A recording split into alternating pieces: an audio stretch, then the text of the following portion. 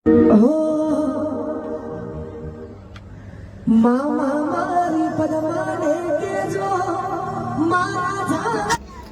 મિત્રો, મારી યુટ્યુબ ચેનલમાં આપનું સ્વાગત છે। પદ્મા ગીત આમ તો પંકજભાઈ મિસ્ત્રીનું છે, પણ કાજલબેનને આ ગીતને કંઈક નવા જ અંદાજમાં ગાયું છે।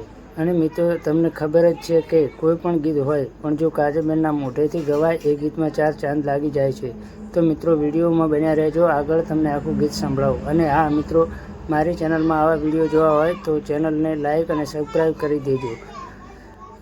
તો જુઓ આગળ વિડીયો। અધૂરી રહી મારી પ્રીતાણી રે મારા મામા મારી પદ્માને કેજો એ મારા ચાચા કરી લેજો અધૂરી રહી